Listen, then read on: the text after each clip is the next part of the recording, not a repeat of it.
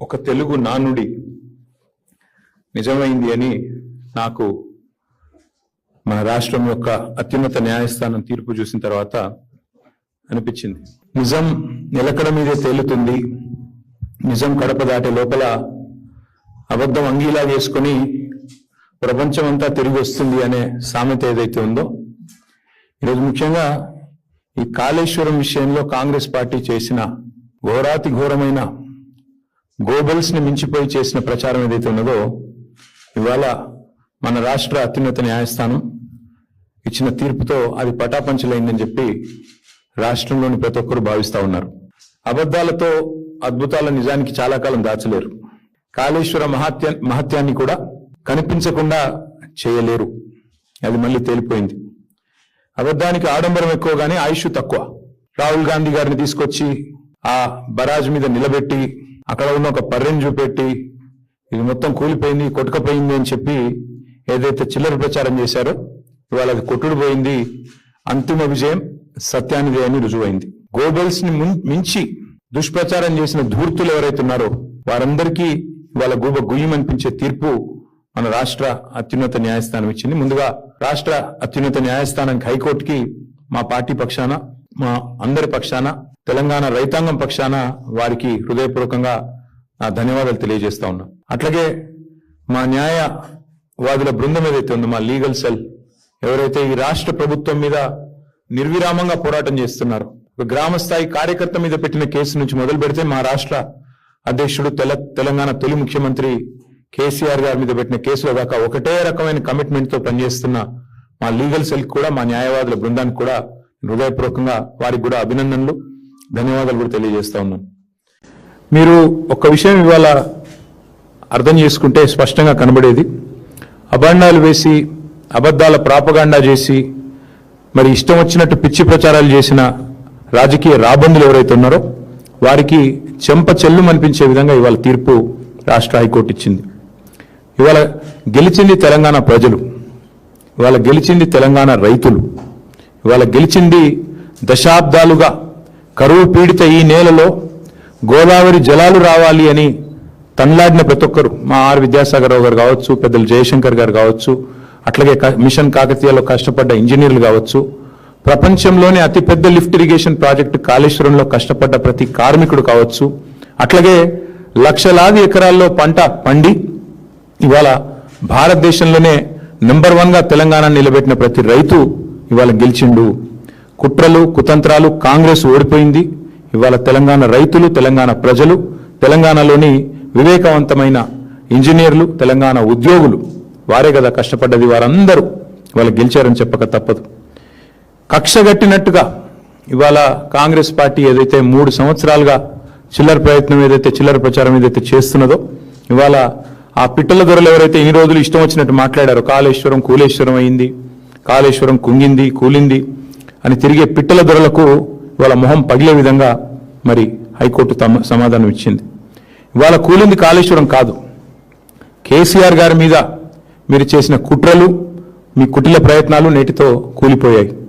కూలింది కాళేశ్వరం కాదు, మీరు నిర్లజ్జగా సిగ్గు విడిచి ఎవరేమనుకుంటారో అని కూడా సోయి లేకుండా చేసిన అబద్ధాలు, ప్రచారం చేసిన అబద్ధాలు ఈరోజు గోదావరి ప్రవాహంలో కొట్టుకొని పోయినాయి. కూలింది కాళేశ్వరం కాదు, కూలింది ఇన్ని రోజులు మీరు మోసపూరిత గారడి ఏదైతే చేశారో అది కూలింది. సత్యమేవ జయతే అని మరొకసారి నిజం నిరూపితమైంది. నిజం నిఖార్సుగా ఇవాళ కాలరెగిరేసి నిటారుగా నిలబడ్డది. కొన్ని రోజులు కొంతమందిని మోసం చేయొచ్చు, కానీ అన్ని రోజులు అందరినీ మోసం చేయలేమని నానుడు ఏదైతే ఉందో ఇవాళ తేలిపోయింది.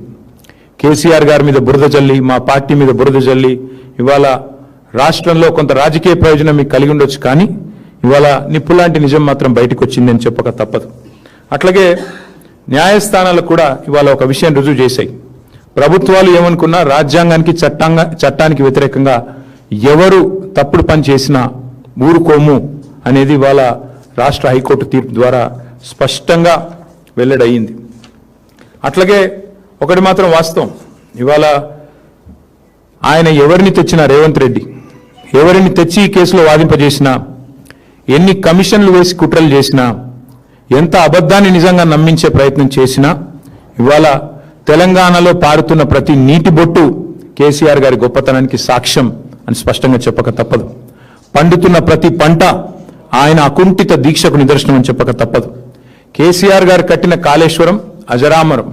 తప్పకుండా ఇది భూమి ఉన్నంత కాలం, తెలంగాణ రాష్ట్రం ఉన్నంత కాలం, భూమి ఉన్నంత కాలం ప్రాజెక్టు ఉంటుంది. ఈ గోదావరిలో ఈ గోదావరి నది ఈ భూమి మీద పారినంత కాలం ఆయన చరిత్రను, కాళేశ్వరం ప్రాజెక్టు చరిత్రను నీలాంటి అంగుష్ట మాత్రులు మాత్రం ఎన్నడూ తాకను కూడా తాకలేరని చెప్పి కూడా నేను ఈ రాష్ట్ర ముఖ్యమంత్రికి చెప్తా ఉన్నా. మేము మొదటి నుండే చెప్తా వచ్చాం, ఈ రోజు కాదు. ఈ పీసీ ఘోష్ కమిషన్ రిపోర్ట్ ఏదో ఇచ్చింది అని చెప్పినాడే నేను చెప్పాను, మా పార్టీ తరపునే చెప్పాను. ఇది పీసీ ఘోష్ కమిషన్ కాదు, పీసీసీ నివేదిక అని ఆ రోజే చెప్పాను. ఇవాళ అది అక్షర సత్యం అని చెప్పి తేలిపోయింది హైకోర్టు తీర్పుతో. వాస్తవం ఏంటి? కని విని ఎరగని గోదావరిలో ప్రవాహం వస్తే, వరదలు వస్తే 28 లక్షల క్యూసెక్కులు వచ్చినా మొత్తం మేడిగడ్డ బరాజు మీద నుంచి నీళ్లు ఫీట్ల ఎత్తున పోయినా తట్టుకొని నిటారుగా నిలబడ్డది మేడిగడ్డ. వాస్తవం అది.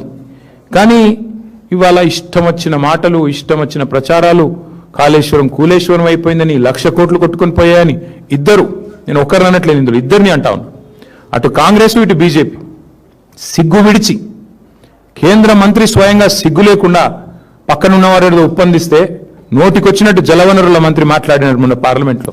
వెంటనే మా సురేష్ రెడ్డి గారు సమాధానం చెప్పారనుకోండి, బట్ ఆయన కూడా అంతే మాట.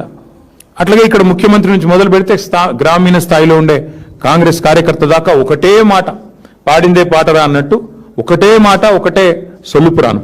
అందుకే ఈ జలద్రోహులు ఎవరైతే ఉన్నారో, 60 ఏళ్లుగా తెలంగాణకు నీళ్లు ఇవ్వకుండా ఏడిపించిన వాళ్ళు, 60 ఏళ్లుగా తెలంగాణ రైతులను ఇబ్బంది పెట్టిన వాళ్ళు, గోసబుచ్చుకున్న రాబందులకు ఇవాళ ఈ తీర్పుతో జ్ఞానోదయం కలిగి ఉండాలని చెప్పి నేను అనుకుంటా ఉన్నా. వాస్తవానికి తెలంగాణ రైతాంగానికి కాళేశ్వరం ఒక వరప్రదాయిని, తెలంగాణ రైతాంగానికి కాంగ్రెస్ ఒక శనేశ్వరం. ఇది మొదటి నుంచి మేము చెప్తా వచ్చాం. కాళేశ్వరం అనేది ఎంత వరప్రదాయిని అనేది ఎంత వాస్తవమో, కాంగ్రెస్ అనేది శనేశ్వరం అనేది కూడా అంతే అక్షర సత్యం. ఇది ఈరోజు రైతులు ఇప్పుడిప్పుడే గ్రహిస్తూ ఉన్నారు. అట్లాగే మరిగా ప్రాజెక్టులు కట్టడమే నేరం, తెలంగాణకు నీళ్లు తేవడమే నేరం అన్నట్టుగా ఇవాళ మా మీద చేసిన కుట్రలు. వాస్తవానికి జరిగింది ఏందండి? జరిగిన ఖర్చు మేము దిగిపోయే నాటికి ఒకసారి కాదు పలుమార్లు చెప్పాం. జరిగిన ఖర్చే 94,000 కోట్లు. దానిలో రాహుల్ గాంధీ అనే ఒక తెలివితో ఒక దద్దమ్మ, ఆయన హైదరాబాద్కు వచ్చి ముంగట ఒక ఏటీఎం పెట్టి కాళేశ్వరం ఏటీఎం అయిపోయిందని చెప్పి, ఈ తెలివి తక్కువ దద్దమ్మ ఒక పర్రెని చూసి అది మొత్తం ప్రాజెక్ట్ కొట్టుకుపోయిందని ఈయన, ఇక దున్నపోతు ఈయనిందని ఆయన అంటే దూడని కట్టేమని ఇంకొకడు. మొత్తానికి ఏం చేసినారు? ఏటీఎం అని, ఇదని అదని ఇష్టం వచ్చిన చిల్లర ప్రచారం. 94,000 కోట్లు ఖర్చు అయితే 1,00,000 కోట్ల కుంభకోణం అంటాడు ఒకడు. ఏం చెప్పాలి ఇట్లాంటి వాళ్ళకి? అందుకే ఇవాళ మళ్ళొక్కసారి గుర్తు చేస్తా ఉన్నా, కాళేశ్వరం అంటే ఒక బ్యారేజ్ కాదు. కాళేశ్వరం అంటే మొత్తంగా ఒక్కసారి ఆ స్కీమ్ చూస్తే 80 మీటర్ల మీది నుండి 618 మీటర్లకు దశల వారీగా నీళ్లు లిఫ్ట్ చేసే ప్రపంచంలో అతి పెద్ద lift irrigation project Kaleshwaram. Kaleshwaram అంటే మరి ఒక్క బరాజ్ కాదు, 3 బ్యారేజీలు. కాళేశ్వరం అంటే 15 రిజర్వాయర్లు. కాళేశ్వరం అంటే 19 సబ్స్టేషన్లు. కాళేశ్వరం అంటే 21 పంప్ హౌజులు. కాళేశ్వరం అంటే 203 కిలోమీటర్ల సొరంగాల ద్వారా వచ్చే నీళ్లు. కాళేశ్వరం అంటే 1,531 కిలోమీటర్ల గ్రావిటీ కెనాల్స్. కాళేశ్వరం అంటే 98 కిలోమీటర్ల ప్రెషర్ మెయిన్స్. కాళేశ్వరం అంటే 141 టీఎంసీల స్టోరేజ్ కెపాసిటీ కాళేశ్వరం. ఇదన్నిటి సమాహారం కాళేశ్వరం. ఒక 100 కంపోనెంట్లు ఉంటే అందులో ఒక కంపోనెంట్ మేడిగడ్డ బరాజ్. ఆ మేడిగడ్డ బరాజ్కి అయిన ఖర్చు ఎంత? 3,800 కోట్లు. 3,800 కోట్లలో మొత్తం 85 పిల్లర్లు ఉంటే, 85 పియర్స్ ఉంటే ఆ మేడిగడ్డ బ్యారేజీలో 2 కొంత నష్టం జరిగింది. అందులో కూడా కుట్ర ఉందనేది ఈ రోజు కూడా నా వాదన. దాన్ని కూడా ఊరికనే కుంగలేదు. అది ఖచ్చితంగా ఈ దుర్మార్గులే ఏదో చేసి ఉంటారని నేను మొదటి చెప్పాను, ఇప్పుడు కూడా చెప్తున్నా. భవిష్యత్తు అది కూడా తేలుతుంది. భవిష్యత్తులో నిజం నిలకడ మీద తేలుతుంది అన్నట్టు అది కూడా తేలుతుంది. 85 పిల్లర్లు 3,800 కోట్లు ఖర్చు అయిన ఈ బ్యారేజ్లో, మేడిగడ్డ బ్యారేజ్లో సరే 2 పిల్లర్లు కుంగినాయి. ఆ 2 పిల్లర్లు కుంగితే వెంటనే ఆ సంస్థ, ఒక ప్రతిష్టాత్మకమైన సంస్థ, అదేం ఆల్తుఫాల్తు సంస్థ కాదు, L&T అనే సంస్థ మరి వారు ముందుకొచ్చి, ఎందుకంటే defect liability period, maintenance period ఉంటుంది ప్రతి వర్కులో, మేమే కడతాం ఎట్ అవర్ కాస్ట్, ప్రభుత్వానికి ప్రజలకు రూపాయి నష్టం లేకుండా 300 కోట్లు 400 కోట్లు అవుతుంది ఆ 2 పిల్లర్లు రిపేర్ చేసేందుకు, లేదా మొత్తం ఆ బ్లాక్ రిపేర్ చేస్తే కూడా 400 కోట్లు అవుతుంది కావచ్చు, మేమే కడతామని వాళ్ళు ముందుకు వచ్చారు. అంటే 94,000 కోట్ల ప్రాజెక్టులో మేడిగడ్డ బ్యారేజు 3,800 కోట్లు ఖర్చు అయితే, అందులో ఆ 2 పిల్లర్లను ఒక బ్లాక్ మొత్తం చేయాలంటే, మళ్ళీ తిరిగి నిర్మాణం చేయాలంటే 400 కోట్లు. అది మేమే కడతాం, 4 పైసలు కూడా తెలంగాణ ప్రజల మీద భారం పడదు అని L&T చెప్తే, వాళ్ళను హుంకరించి బెదిరించి వాళ్ళ మీద వాళ్ళ CFOను జైల్లో పెడతా అని చెప్పి మొత్తానికి మెట్రో నుంచి పారిపోయేటట్టు చేసి, ఆఖరికి మేడిగడ్డ బ్యారేజ్ విషయంలో కూడా కుట్రలు చేసింది ఈ రాష్ట్ర ముఖ్యమంత్రి రేవంత్ రెడ్డి. అందుకే ఆ సన్నాసికి నేను చెప్తున్నా, కాళేశ్వరం అంటే ఒక్క బ్యారేజ్ కాదు, ఒక 2 పిల్లర్లు కాదు. కాళేశ్వరం అంటే ఇందాక నేను చెప్పినట్టు 3 బ్యారేజీలు, 15 రిజర్వాయర్లు, 19 మరి పంప్ హౌజులు, 21 సబ్ స్టేషన్లు, 100 కిలోమీటర్లు, 1000 కిలోమీటర్ల గ్రావిటీ కెనాల్స్, ఇవన్నిటి సమాహారం కాళేశ్వరం. 94,000 కోట్లలో అయింది నష్టం 400 కోట్లకి. ఆ 400 కూడా ప్రజల మీద భారం పడకుండా ఆ సంస్థనే ముందుకొచ్చింది. ఇది వాస్తవం అయితే 1,00,000 కోట్లు పోయింది ఒక సన్నాసి, ఆ సన్నాసికి వంతపాడే ఇంకో సన్నాసి పార్టీ బీజేపీ. అందుకే మేము అనేది, ఇవాళ దుర్మార్గమైన ప్రచారం చేస్తూ ఈ పొలిటికల్ మైలేజ్ కోసం మమ్మల్ని డ్యామేజ్ చేయడం కోసం దారుణమైన ప్రచారం చేశారు. ఇక ఇంకొక మాట కూడా చెప్పాలి ఈ సందర్భంగా, ఎన్ని డైవర్షన్ డ్రామాలు గత 2 ఏళ్లుగా జరుగుతున్నాయో మీరు గమనిస్తూనే ఉన్నారు. విద్యుత్ కమిషన్ అన్నారు, అది ఎక్కడ పోయింది ఎవరికి తెలియదు. ఇప్పుడు వాళ్ళకు కూడా అర్థమైపోయింది, ఆ కమిషన్లో పనిచేసిన జడ్జి గారికి, కమిషన్ వేసిన వాళ్ళకి అందరికీ అర్థమైంది అందులో ఏమీ లేదు తప్పని. దాన్ని ఎక్కడ పాడేశారో ఎవరికి తెలియదు. ఇవాళ ఈ ఘోష్ కమిషన్ రిపోర్ట్ సంగతి కూడా తేలిపోయింది. అట్లాగే ఇంకో 2-3 ఉన్నాయి కదా ప్రచారంలో, ఏదేదో ఇదవుతుంది అదవుతుంది అని, వాటి సంగతి కూడా తేలిపోతుంది. నిజం నిలకడ మీదనే తేలుతుంది, నిజం ఖచ్చితంగా నిలకడ మీద తేలుతుంది. ఇవాళ తెలంగాణ ప్రజలు అర్థం చేసుకోవాలని నేను కోరుతా ఉన్నా. అట్లాగే ఇవాళ కాళేశ్వరం అనే ప్రాజెక్టు, అది మేడిగడ్డ కాదు, నిజానికి అది మేటిగడ్డ.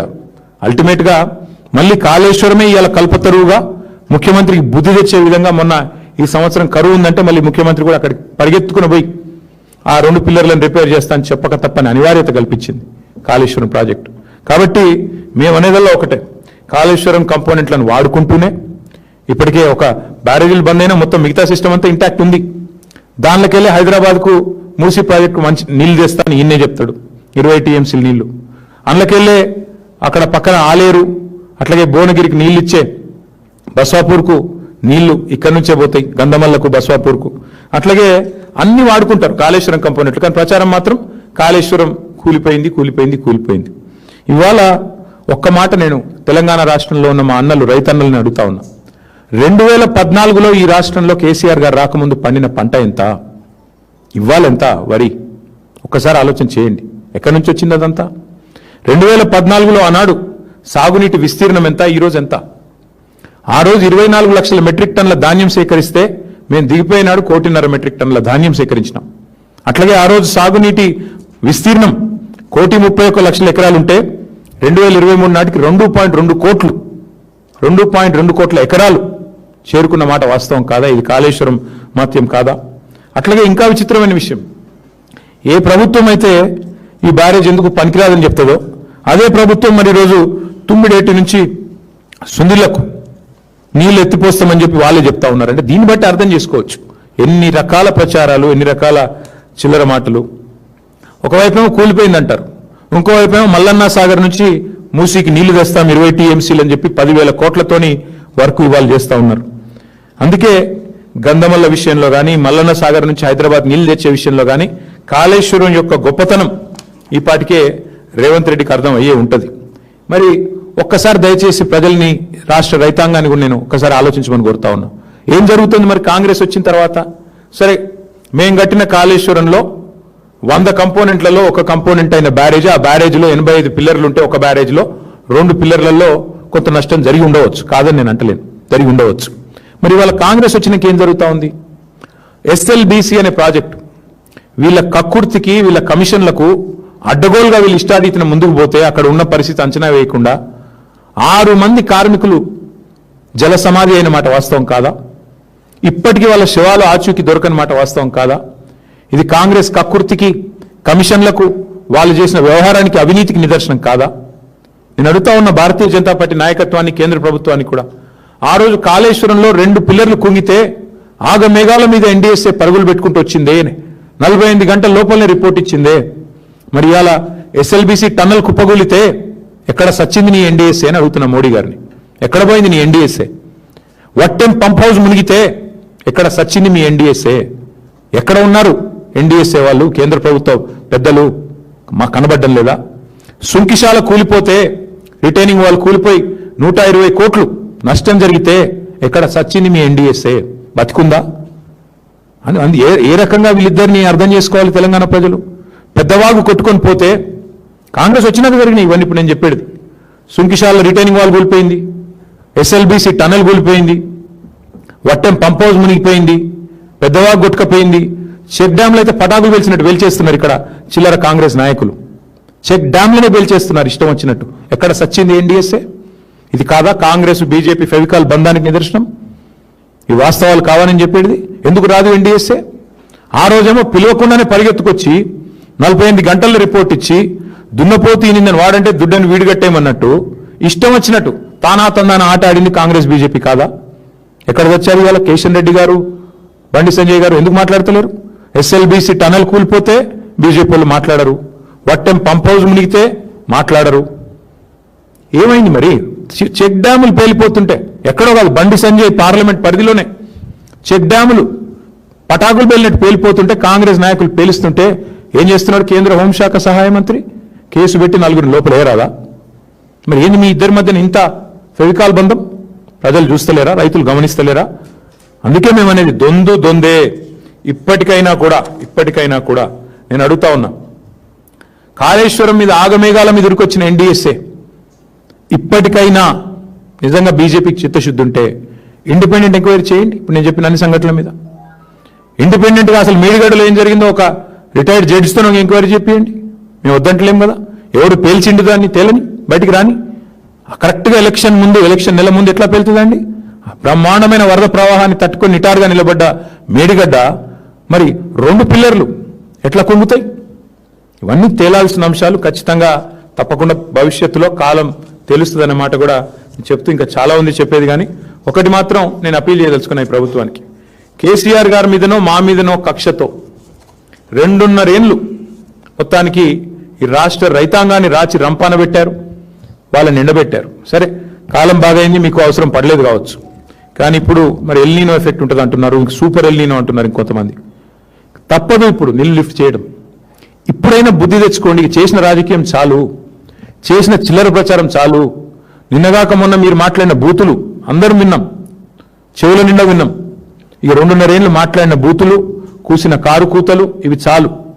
మా మీద కోపం ఉంటే ఏంటి కేసులే, ఇంకొక 10 కమిషన్లు వేసుకో, ఏం వేసుకుంటా వేసుకో.